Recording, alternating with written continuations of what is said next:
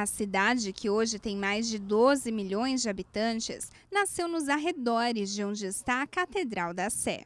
Um dos 5 maiores santuários neogóticos do mundo, a igreja tem 111 metros de comprimento, 46 de largura e 65 de altura. A celebração teve a presença de autoridades civis, militares e religiosas. Fiéis, seguindo os protocolos exigidos por causa da pandemia, também participaram da missa. Na homilia, cardeal Scherer rezou pelos doentes, idosos, aflitos e os que têm grandes responsabilidades na capital paulista. Recordou a trajetória vivida por Saulo, que, tendo vivido uma experiência mística com o Senhor, se tornou Paulo, de perseguidor a maior missionário do Evangelho. A graça de Deus pode mudar uma vida quando a pessoa se abre, acrescentou Dom Odilo. O cardeal citou os padres jesuítas e recordou que a cidade de São Paulo nasceu de um bom propósito. Que Deus nos ajude a não esquecer aquilo que os que iniciaram esta cidade tinham em mente.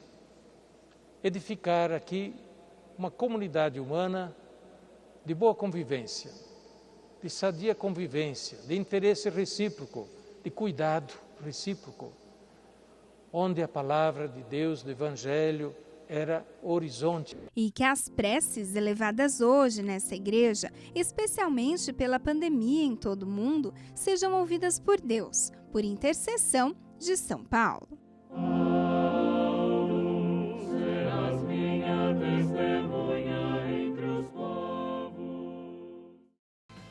São Paulo, a cidade que não dorme. Desde a sua fundação, é cheia de vida, de cores e de dores. Já sofri muito, sabe? Mas hoje eu aprendi a ter Deus. Hoje nada me abala mais. Nos marcos da história, jesuítas, franciscanos, beneditinos e o povo da cosmopolita capital paulista. Os jesuítas começaram aí a evangelização da cidade, os padres da Companhia de Jesus. Logo depois vieram os beneditinos e os carmelitas, quase que no mesmo período, ainda século XVI, final do século XVI. E a quarta ordem, ou quarto grupo religioso a chegar na cidade foram os franciscanos. Na metrópole brasileira, reconhecer a presença de Deus na vida de quem hoje continua construindo sonhos e, apesar de todas as dificuldades da vida e da história, fica uma certeza: Deus habita esta cidade.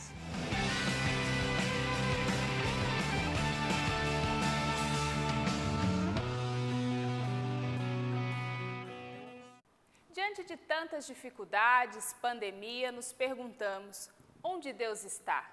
Nas ruas de São Paulo nasceu o documentário Deus Habita Esta Cidade. A produção da equipe de jornalismo da capital paulista conta as histórias de fé nas ruas e mostra a presença viva de Deus em meio aos paulistanos.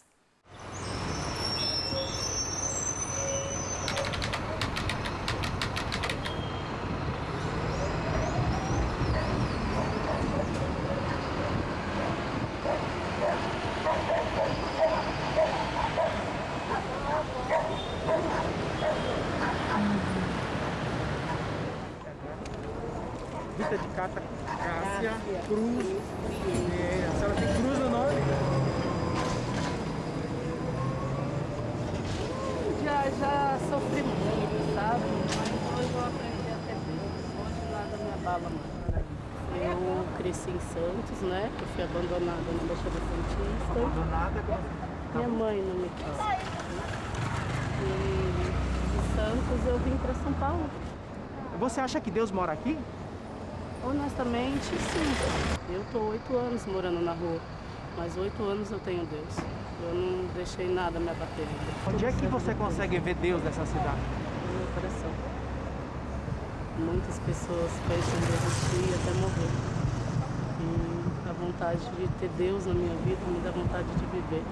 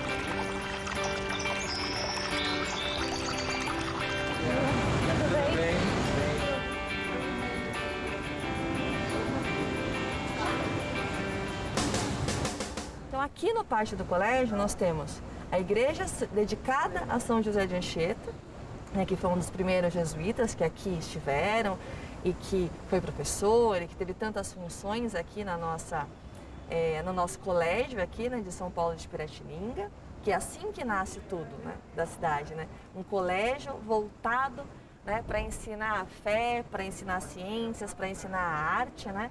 Porque todos os meios são para a maior glória de Deus. Então, a Companhia de Jesus, enxergando isso, ela consegue ampliar, né? Então, não foi dada apenas a catequese, né? Mas foi ensinado outras artes, também outras ciências, para poder que as pessoas, cada um, né, na sua particularidade, pudesse enxergar e encontrar a Deus, né? Então, aqui no pátio, a gente vai encontrar o nosso Museu Anchieta, que tem um acervo bem grande de arte sacra, de quadros que vão remeter a esse histórico da cidade, né? Peças do século XVI que estavam presentes nesse momento, de fato, da fundação.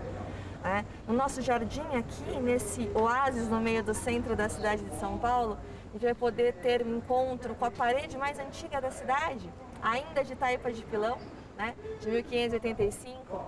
No nosso subterrâneo, nós vamos ter contato com a parede da primeira cripta da cidade, né? Que é a nossa cripta, né? Então a gente vai ter esse contato com essas peças tão importantes e significativas aqui do pátio. E a nossa, como eu falei, a nossa querida igreja, que tem também o fêmur de Anchieta. Nós temos outras relíquias da Anchieta que eu vou mostrar para vocês, mas na nossa igreja nós temos o fêmur, né? E o nosso crucifixo mais antigo. Então o foco é sempre o Cristo, então nada melhor do que a peça mais antiga de todo o nosso acervo ser um Cristo. Né? Então a fé começa aqui, né? Esse contato, né? Esse ensinamento para esses povos primeiros, esses povos nativos, inicia aqui no pátio do colégio. Né? E nesse colégio que não tinha qualquer nome, mas um nome muito especial, que foi dedicado ao apóstolo Paulo. Né? Daí a nossa cidade, que recebe o nome deste primeiro colégio, que era de São Paulo de Piratininga, fundado pelos jesuítas.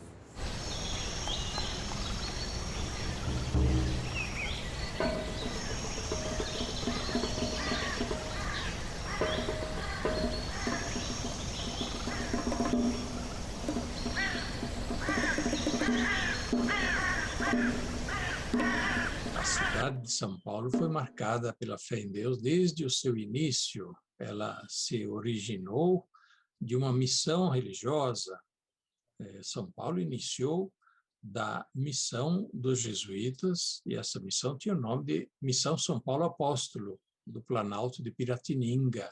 Em torno de uma capelinha, de uma escolinha, formou-se uma povoação que teve sempre no seu centro a questão da fé, a evangelização, a catequese, naturalmente a questão da cultura, da assistência humanitária. Se pode afirmar, né, ao estudar a história do catolicismo de São Paulo, e a história geral também, que em todos os tempos históricos, o trigo nunca morreu.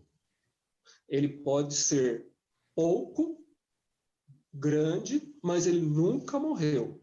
É a continuidade do segmento a Jesus de Nazaré. Então, sim, nós tivemos na São Paulo colonial diversas questões importantes, bonitas, da presença da fé, que nós podemos dizer, Deus habita essa cidade desde a vila, desde o povoado da vila e do início da cidade no século XVIII. Então, obras interessantes, né, de defesa da pessoa por ter um pensamento religioso cristão. Aí sim, os jesuítas, nesse momento inicial, e outros grupos religiosos posteriores, trabalharam, sim, né, naquilo que é a construção dos sinais do Reino de Deus. Não é apenas uma igreja com um colégio fundado com a vocação para a catequese, mas também para a divulgação da fé.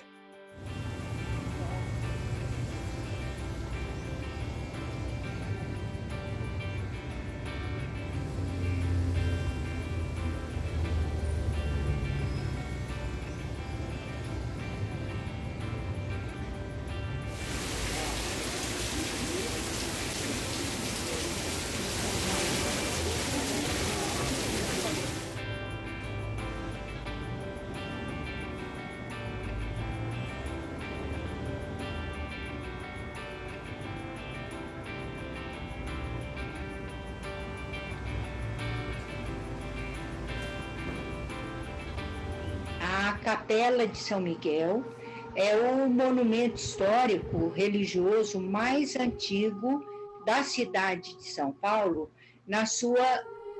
no seu conjunto, porque nós temos outros resquícios anteriores, só que não foram conservados na sua plenitude, como a Capela de São Miguel de 1622. A capela primitiva, ela é de 1560, quando o Anchieta, ele encontra índios dissidentes do pátio do Colégio de São Paulo de Piratininga, e reinicia com eles, naquele local, o trabalho da Companhia de Jesus. As provas mais contundentes que nós temos é toda a documentação escrita, a primeira sobre o fato, deixada pelo próprio José de Anchieta. Essa é uma parte da documentação escrita, com elementos de que havia uma capela naquele lugar, e outros relatos posteriores de outros padres da Companhia de Jesus, que visitavam o local. E, além disso, a Capela de São Miguel, ela com certeza tem uma capela lateral que pode guardar resquícios da primitiva de 1560.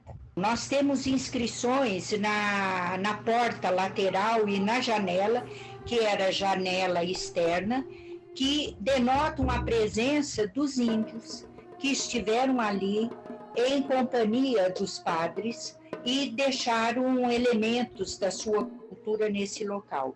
Além disso, a posição da capela lateral, ela indica que ali era o primeiro templo, que ali está o início da história do Brasil, o início da história de São Paulo e o desenvolvimento, não é?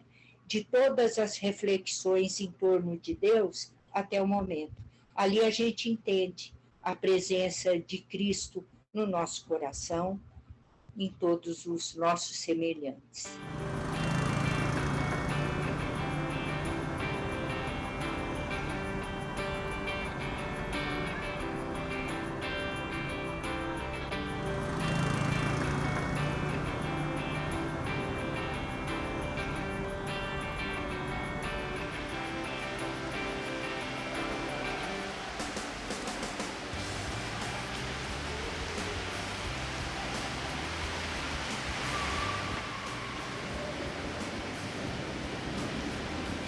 Mais iluminado, por favor, assim, no meio da cadeira. Os jesuítas começaram aí a evangelização da cidade, os padres da Companhia de Jesus. Logo depois vieram os beneditinos e os carmelitas, quase que no mesmo período, ainda século XVI, final do século XVI. E a quarta ordem, ou quarto grupo religioso a chegar na cidade foram os franciscanos. Visitando hoje o centro de São Paulo, visitando o Largo de São Francisco, você vai estar visitando duas igrejas do século XVII. como viam aqueles moradores da cidade, da vila de São Paulo de Piratininga, lá no século XVII ainda. Em 1745, São Paulo tornou-se diocese e teve a presença de um bispo. Depois, é claro, a cidade foi crescendo, foram se construindo muitas igrejas e a presença da igreja foi importante na vida da cidade. A igreja participou sempre muito estreitamente da vida da cidade, durante a colônia, durante o Império. Depois, quando se proclamou a República, em 1889, foi feita a separação entre igreja e Estado, mas nem por isso a igreja deixou de estar presente de maneira muito viva na cidade. De modo que a população da cidade de São Paulo foi sempre nutrida pela fé, teve sempre o anúncio do Evangelho, e não é diferente hoje, quando nós temos em nossa cidade, que não é só a Arquidiocese de São Paulo, mas na cidade de São Paulo participam 5 dioceses.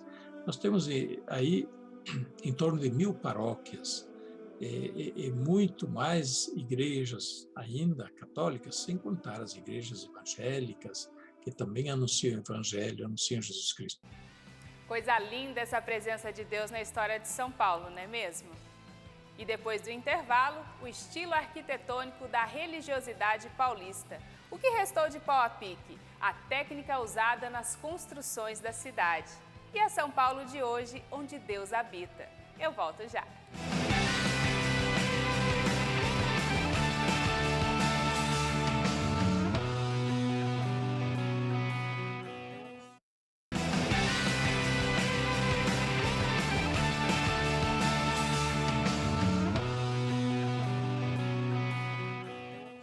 Você já visitou os pontos históricos de São Paulo? Se ainda não, precisa conhecer as igrejas do tempo do Império e ver de perto como era o estilo das construções, os detalhes de cores e arquitetura que nos levam a perceber a presença de Deus na grande metrópole.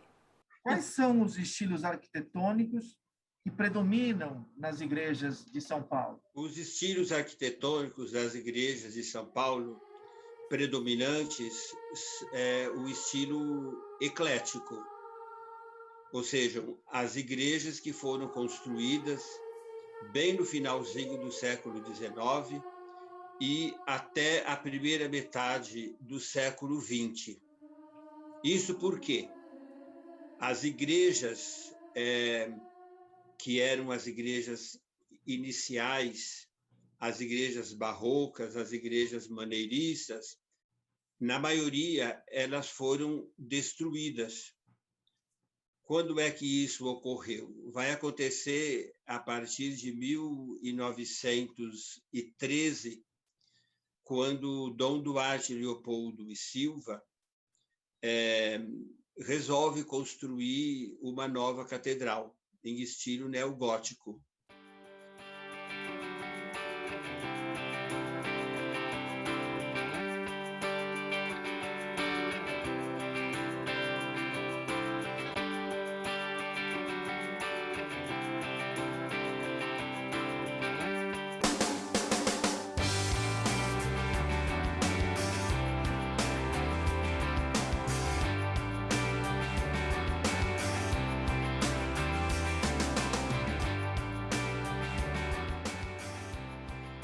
Em volta dessa catedral existiam várias igrejas e que elas foram todas destruídas e os seus altares, os seus santos foram todos levados para o antigo Museu da Cúria, que hoje é o Museu de Arte Sacra de São Paulo. O que restou desse mundo colonial foram poucas igrejas.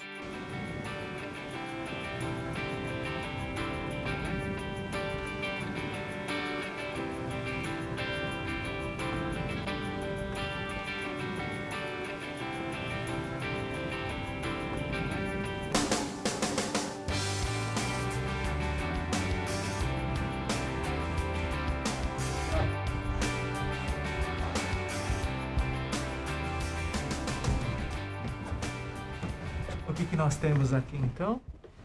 Então, isso aqui é uma amostra. A gente está dentro de uma parede da igreja de São Francisco das Chagas.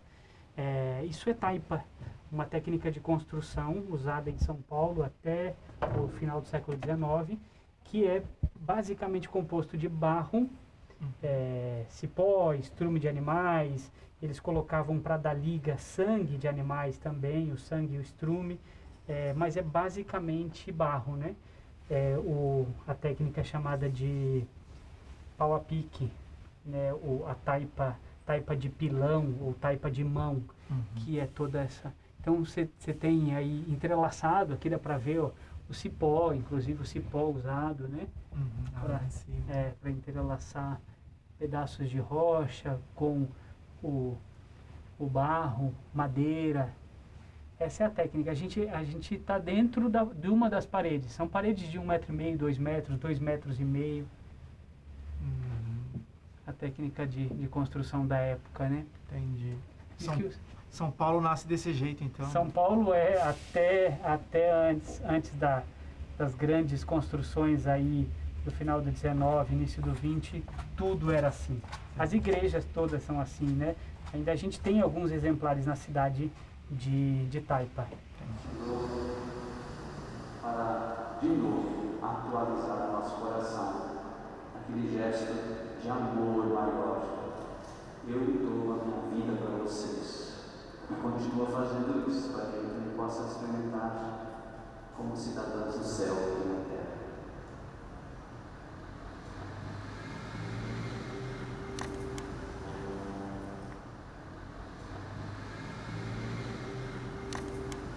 Derramando sobre elas o nosso Espírito, a fim de que se tornem para nós o corpo e o sangue de Jesus Cristo, vosso Filho e Senhor nosso. Santificai nossa oferenda ao Senhor.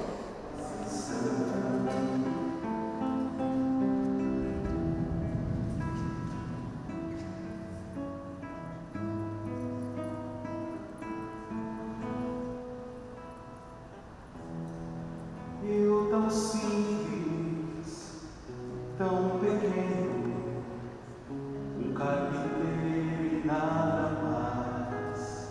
Às vezes... Nada que está pintado dentro de uma igreja, alguém resolveu colocar lá e não tem sentido. Em cada período, você vai ter maior quantidade de ornamentação ou menor quantidade, até ela praticamente desaparecer na modernidade, e o que vai sobrar daquilo que era antigo ainda também vai ser principalmente o silêncio, a penumbra, aí depois você vai ter a luminosidade, isso tudo para que você tenha uma oração só sua, o seu contato, o seu vínculo com Deus naquele momento. Então, a arte vai ter, a pintura vai ter, a escultura, e isso tudo é uma maneira muito, muito palpável de você poder compreender os mistérios divinos. E qual que é a importância de se manter esse patrimônio? O patrimônio, ele conta a história da cidade, né? Ele conta a história do nosso país. Então, a preservação do patrimônio religioso, no nosso caso, no caso das ordens, no caso da Igreja Católica, é preservar aquilo que foi a história da Igreja Católica nas nossas cidades. Então, a nossa história, a história do catolicismo e a história do Brasil se confundem. Por isso, preservar esses patrimônios, essas igrejas, é preservar a nossa própria história, né? A missão da igreja é testemunhar o Evangelho, anunciar o Evangelho e levar a todos, naturalmente, os benefícios que vêm do anúncio do Evangelho, a graça da salvação, da misericórdia de Deus, do perdão, a alegria do Evangelho, o testemunho, portanto, também da fé através das obras da fé, a caridade, a esperança, a presença solidária e participativa em todas as causas boas da cidade. Por que é importante as pessoas visitarem esse lugar? Bom, a gente não pode deixar de visitar a nossa mãe, nunca, né? Então aqui é a mãe, né, da cidade de São Paulo, na célula máter da cidade, foi aqui que nasceu. Então, às vezes, a gente voltando um pouquinho na nossa própria história, a gente consegue recuperar muita coisa, né? O que é bonito na cidade de São Paulo é essa alegria, esse fato de receber todas as pessoas, indiferente de qual seja. E isso a gente só consegue fazer com Cristo, com certeza. Deus está presente nessas ações solidárias de fraternidade que elas acontecem nos hospitais e em todos os lugares. Elas podem acontecer na sua casa, na minha casa.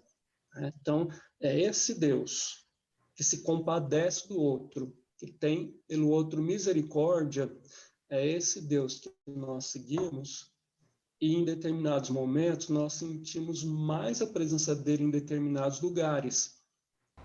Onde é que está Deus nessa cidade? É uma pergunta que eu faço a todos. Olha, eu acho que Deus sempre esteve nessa cidade, né? Eu acho que antes do catolicismo chegar, Deus já habitava aqui no Planalto de Piratininga, né? E o jeito com que Deus moldou as coisas para os jesuítas chegarem aqui, para o Tibiriçá se converter ao catolicismo, para aqueles primeiros indígenas protegerem os jesuítas e protegerem aquele núcleo urbano criado aqui sobre o Planalto, né? Eu acho que Deus habita essa cidade desde sempre, né? Já nos indígenas e suas divindades, depois nos jesuítas e o seu catolicismo catequético, tridentino, e depois as outras ordens tradicionais, e hoje a São Paulo que nós temos, frenética e cheia de diferenças, né? E cheia de tão heterogênea que é essa cidade. Eu acho que Deus sempre esteve aqui e Deus habita sempre, porque Deus habita no ser humano, né? E se o ser humano é morada de Deus, Deus está ali. Onde encontrar Deus? Primeiramente, dizer Deus habita esta cidade é uma profissão de fé, né? É um ato de fé. Nós cremos que Deus está conosco, está em toda parte, está também na nossa cidade, com a sua providência, a sua misericórdia, nos acompanha. Em outras palavras, nós queremos dizer, esta cidade não está entregue ao diabo, né? Deus é Senhor dessa cidade, né? E há muito sinal bom, né, dessa presença de Deus que nós procuramos testemunhar. Tanta coisa boa que se realiza, tanta bondade, tanta caridade, tanta santidade na vida das pessoas. Isso é obra de Deus. Nossas igrejas são lugar de testemunho da presença de Deus. Então, por isso que ter igreja em todo o bairro, em todos os cantos da cidade, uma igreja significativa que fale desta presença de Deus, é um testemunho, sim, testemunho desta presença, e nós queremos com isso dizer, Deus tem lugar entre nós, Deus faz presente nas pessoas.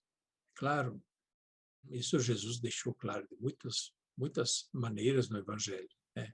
No próximo, e aí especialmente no próximo que sofre, no pobre, no doente, em toda pessoa aflita, mas em toda pessoa Deus se faz presente. Tanto que Jesus disse, né, o que vocês fazem aos outros é como feito a mim. E, portanto, os nossos irmãos são também sinal desta presença de Deus na cidade, no meio de nós. O Papa Francisco falou em várias ocasiões uma expressão forte, dizendo que a carne do nosso irmão doente, do nosso irmão drogado, do nosso irmão morador de rua, maltrapilho, é a carne sofrida de Jesus, é a carne doente de Jesus, é a carne abandonada de Jesus, do corpo de Jesus. É isso. O que fizerdes ao outro, é a mim que fazeis.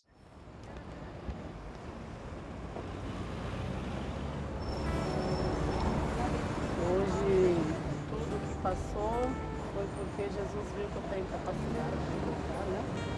Então, eu tenho fé, vou lutar para mim morar no céu, porque essa é a parte mais difícil, né?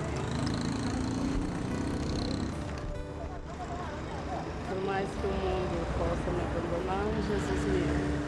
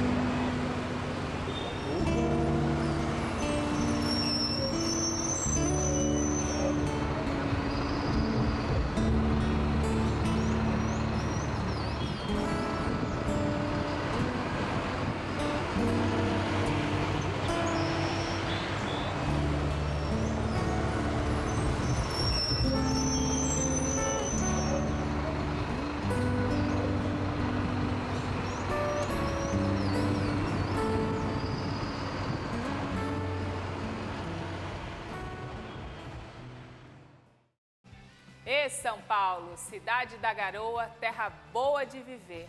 Como é bom saber que Deus te habita. Vamos para o intervalo rapidinho e já volto com mais histórias sobre essa linda cidade para você.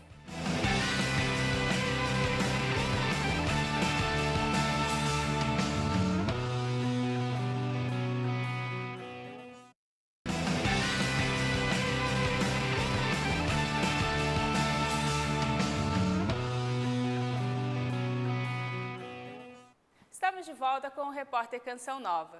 Visitar São Paulo é quase como visitar um pedacinho de cada parte do mundo. Mas como será que a maior cidade da América Latina é vista pelos paulistanos?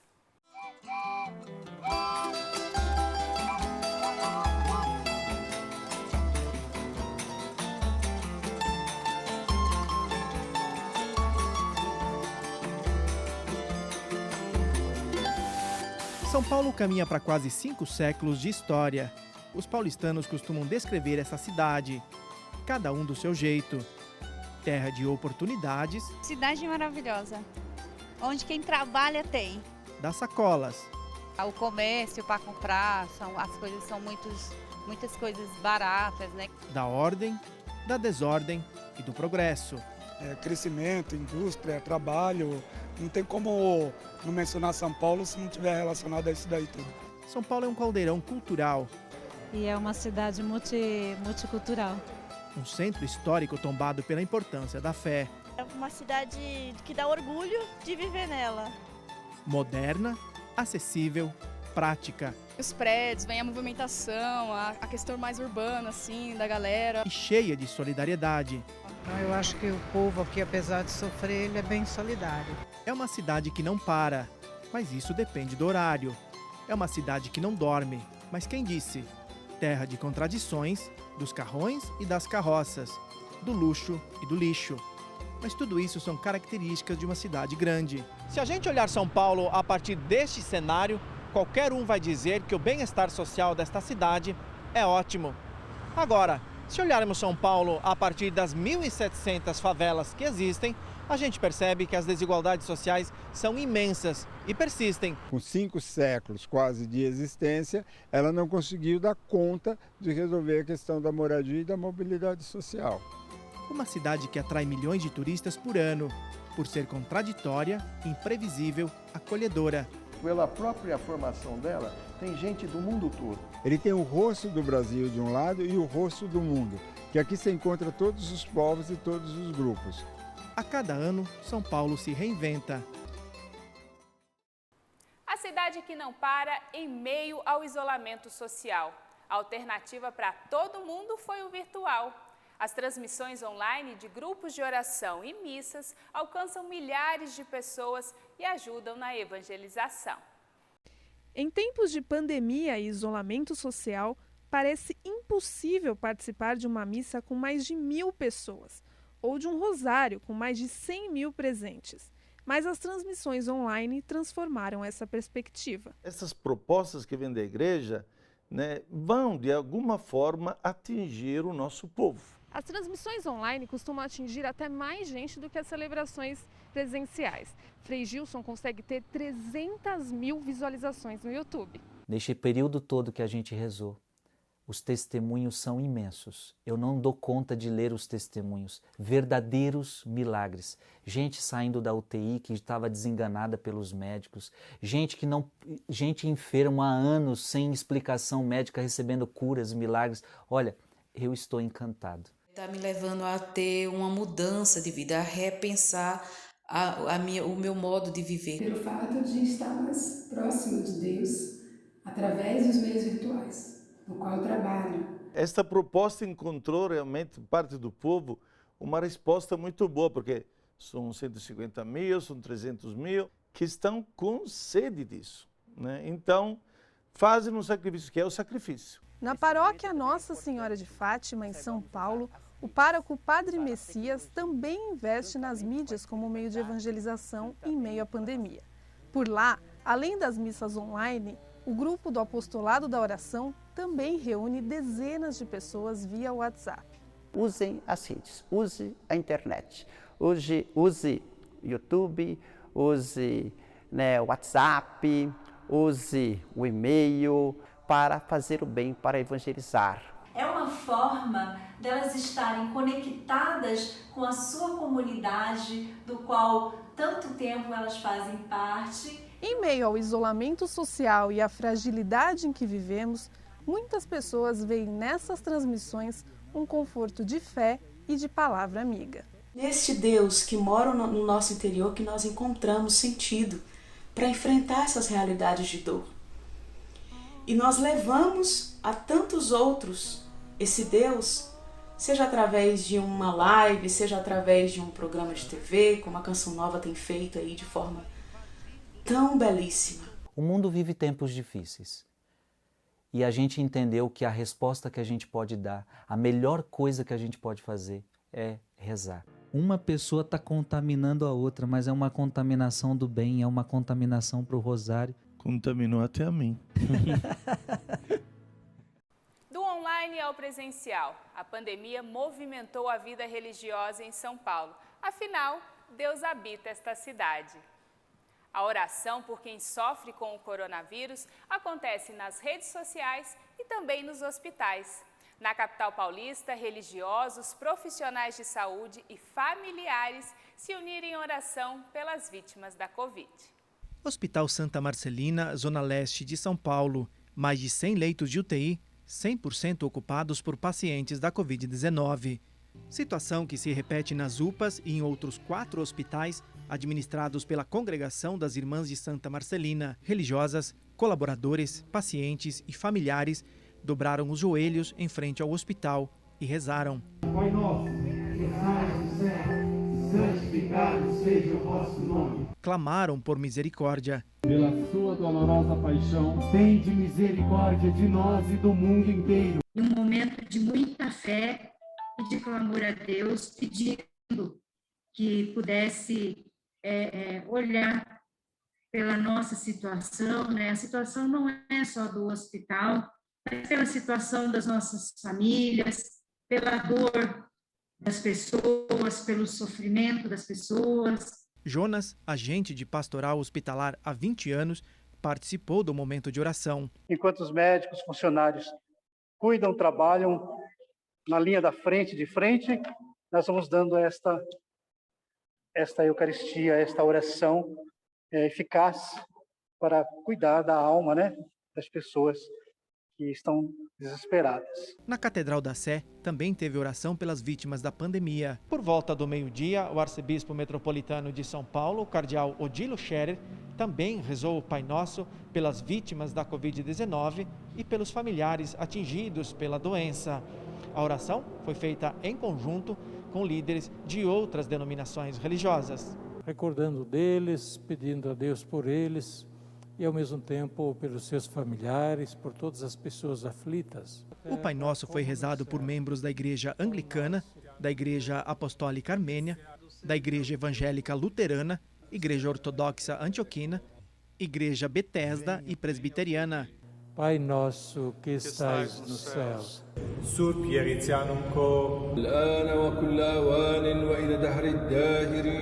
Irmã Rosane afirma que o momento é de rezar por todos, em especial pelos atingidos e os profissionais de saúde. Precisamos muito de oração. Os profissionais todos necessitam. Diante da ausência de resposta humana para essa situação, a esperança nasce da canção de quem há 20 anos evangeliza nos corredores dos hospitais. Prova de amor maior não há que doar a vida pelo irmão. Seria isso. A maior prova de amor é doar a vida pelos irmãos. Que esse local, Jesus, não se torne um local de morte, mas um local de vida, de esperança. Da oração à ação. Em todo o Brasil, as igrejas promovem esforços para atender a população carente. Em São Paulo, a busca de cestas básicas é cada vez maior e as doações não acompanham as necessidades. Além de muitos hospitais lotados, a pandemia tem deixado outra marca no Brasil: a fome. Impossibilitadas de trabalhar por conta das restrições, muitas pessoas estão desempregadas, sem nenhuma ajuda governamental e com famílias para sustentar. Nessa época, o trabalho de distribuição de alimentos em paróquias tem sido cada vez mais importante. Os pedidos por doações de cestas básicas têm aumentado nas igrejas. Na contramão disso, as doações que as igrejas recebem têm diminuído. Cabe às igrejas esse desafio de atender todos os fiéis carentes que chegam por aqui. Durante o primeiro ano, houve grande mobilização, grande entusiasmo. E, enquanto as igrejas estavam abertas, muita gente contribuía nas igrejas. Na Basílica de Santana, zona norte de São Paulo, todos os dias há distribuição de café da manhã para moradores de rua e cerca de 500 cestas básicas são entregues a famílias cadastradas todas as semanas. Com a pandemia, essa demanda aumentou e a chegada de doações diminuiu. Mesmo assim, o trabalho ainda consegue ser realizado. Quanto ao recebimento das cestas básicas, os alimentos, nós pedimos para a população, para os paroquianos. São eles que nos ajudam, mas uma coisa tem me chamado a atenção, que também eles estão passando por muitas dificuldades. Então, se alguém dava uma cesta básica inteira, acaba dando metade de uma cesta básica. Para ajudar todo o povo carente, a igreja pede ajuda. Por isso, as paróquias do Brasil inteiro estão recebendo doações de alimentos não perecíveis e água potável, itens essenciais que vêm faltando nos estoques. Se a gente está apelando para que pense nos outros, pense nos pobres, queremos que as doações cheguem quanto antes aos seus destinatários. Podem levar às igrejas, levar às paróquias, levar às obras sociais. Precisamos muito de alimentos. Se você puder nos doar, mande diretamente aqui para a Basílica de Santana. Quem dá aos pobres empresta a Deus. São Paulo faz parte da nossa história. Foi na capital paulista que o fundador da comunidade Canção Nova, Monsenhor Jonas Abib, viveu grande parte de sua história. Celebrando 50 anos de seu batismo no Espírito Santo, vamos rever a reportagem que conta um pouco dessa história registrada nos bairros e igrejas de São Paulo. São Paulo, final da década de 30. Cidade cheia de desafios e oportunidades. Minha mãe contava que eles vieram para pagar as dívidas dos olhos do Jonas. Eles vieram morar na Barra Funda, num porão. Meu pai começou a trabalhar de pedreiro. Aqui, muitos homens e mulheres marcaram a história. Foi uma revolução aqui. Tanto é que os padres começaram a frequentar também a missa das 10, porque os filhos começavam a ir para a igreja. Falei, mas como? Por que está indo para a igreja? Então a igreja começou a lotar. Ele nasceu em Elias Fausto, interior de São Paulo, mas veio para a capital ainda muito cedo. Por aqui, viveu a infância e o começo da adolescência. Com a família residindo em São Paulo, é hora de começar a pensar nos estudos do pequeno Jonas. E é aqui, no Colégio Padre Mói, no bairro do Limão, que Padre Jonas expressa o desejo de se tornar sacerdote.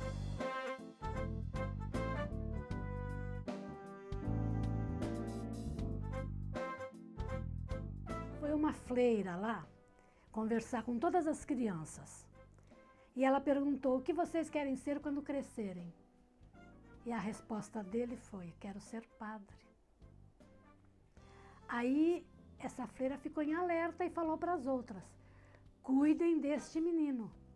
Campos Elíseos, Colégio Liceu Coração de Jesus. É aqui que Monsenhor Jonas inicia o mergulho no carisma que iria abraçar como vocação.